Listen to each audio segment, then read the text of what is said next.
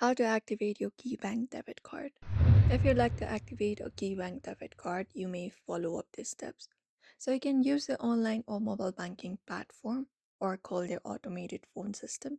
So you can access their website, which is keybank.com, and go to the sign in page here. After that, basically use your user ID and your password in order to sign in.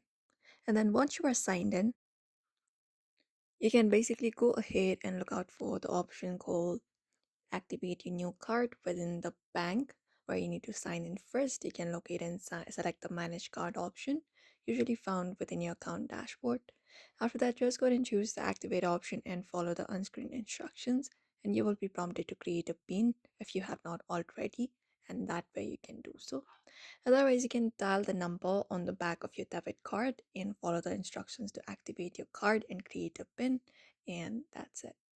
So if you'd also like to activate a debit card for KeyBank, you may follow up these steps in order to do so. So I hope this information was helpful. Give it a thumbs up and subscribe for more tips and tutorials.